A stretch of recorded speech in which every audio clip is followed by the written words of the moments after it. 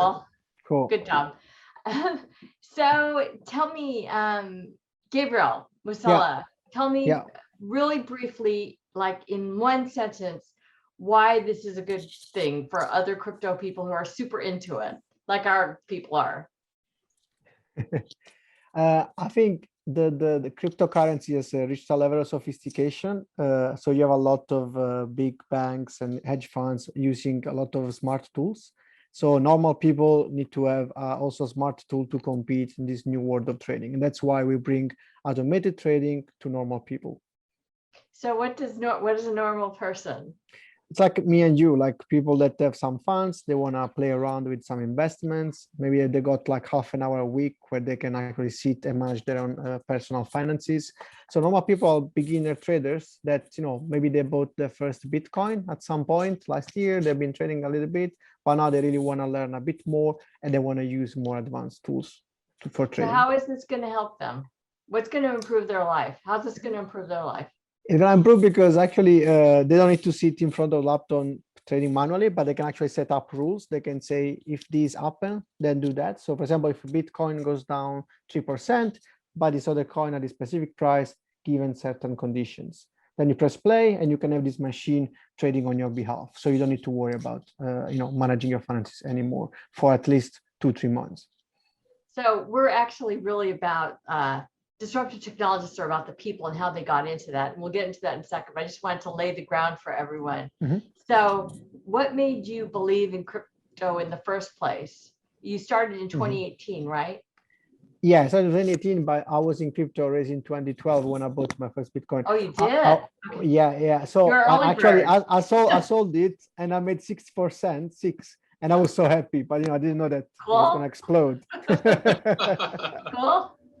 Yeah, and then that convinced you, and you're set. That convinced me. I mean, but I always worked in the fintech space, always working for innovation labs of several banks. So I was always making tools like to make the life easier for the customer of banks, right? Like a simple mortgage app or stuff like that. So I've always been the UX product guy in the finance world.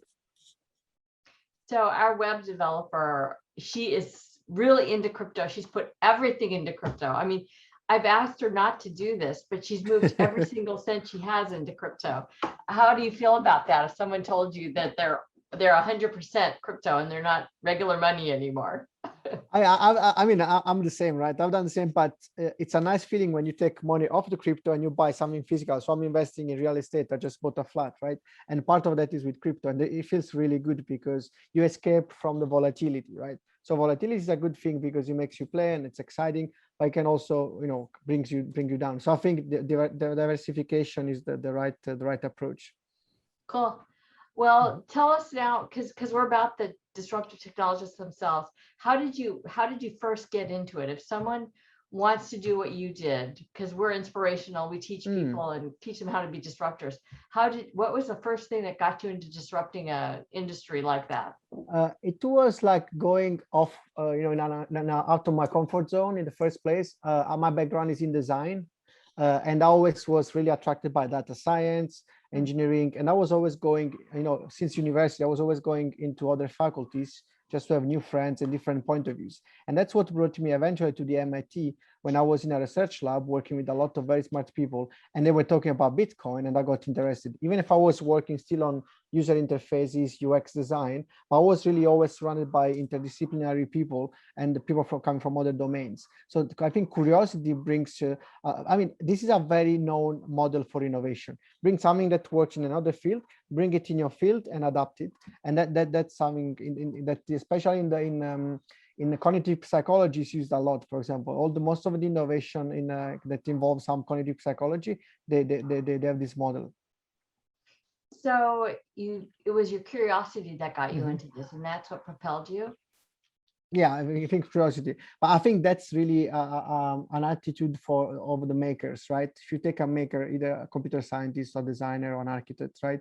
They need to be curious because they need to get inspiration from other disciplines. So that I've also this approach, design thinking approach, also in my daily practice. Now that I'm an entrepreneur, and I'm more on the business side. So did you have to go to college for this? I mean, eventually, yes, because I spent a lot of money in education. So I went, I did a summer school at the London School of Economics. I did a business school Okay. at Harvard, part of the MBA, just like one course. So yeah, I was also kind of training. I always try to do to apply what I learn and then also do the theoretical part. So I always have two like binary kind of two channels running at the same time, theory and practice. So if someone wanted to get into this, you do advise them to go to school. Because a lot of people I talk to, a lot of founders say, oh, you don't have to go to school. You don't have to do No, that. I'm not that type of fan. No, no. I believe in academia, and Yeah. but also I think the first inspiration can be kind of more like a hobbyist, right? You can play around, you can make dirty stuff, quick and dirty stuff. You can mess around a little bit, and that's fine. But then at some point, it's very good to have that theoretical structure behind you, and that's when you go to academia. So I would suggest to start like for fun, but then to kind of, if you want that to become your profession, I think a little bit of best practices, frameworks, methodologies that come from academia, that helps a lot. Have you started hiring people? Yeah, we are now 14. Cool. So yeah, I spend most of my days now basically on interviews, hiring people. So it's 5-6 interviews per day. And the people that you interview, do you only interview them if they have a college degree? Totally, yes. That's a big fight I always have with my co-founder. My co-founder is funny because he went to Oxford, very good pedigree, but I think he's more like a learn by doing type of guy, very, very British approach. Where I really believe that having a bachelor or master or PhD makes a difference. So now we have like minimum requirements. It's like having a master degree, speak at least 2 or 3 languages, having international experience. We have very strict rules now. And do you think, has it made a difference? Now you've been in business for a couple of years, right? Mm-hmm. Have you noticed the difference in people when you hire them, if they have more education or less education? Totally, yes. You do? Oh, yes, yeah. The point is like also being a startup, it's, we always had to pay like very low salaries. But now since 6 months ago, we can actually pay competitive rates and we can actually pick and choose our guys. And I totally see like the huge difference. The game totally changed now that we can get good people on board that studied in good universities. What do you think made the people who invested in you invest in you? What was it about you that, I know it's hard to say, but can you tell me what you think is good about you that made them want to invest in you? I don't think it's hard in my case. I think it's we are genuine, authentic. We practice like I like that. Yeah, radical transparency. They see my weakness, my strength. They see how I'm complementary with my co-founder. We work very well as a couple. I'm more explosive, straightforward. My co-founder is much more moderate, diplomatic, so we work very well as a couple, and also he saw that we have a very strong CTO. So I think the whole package and showing the vulnerabilities and the weaknesses, that helps a lot, because investors are normal people. They know that no one is Superman, but so they want to see the black and the white in every story. So when you put your pitch deck together, did you think about how you would come off when you did that? If someone's going to put a pitch deck together about your company, what was the first thing you thought? Did you want to be exciting and new, or did you want to be collegiate and grounded? Where did you come from, basically?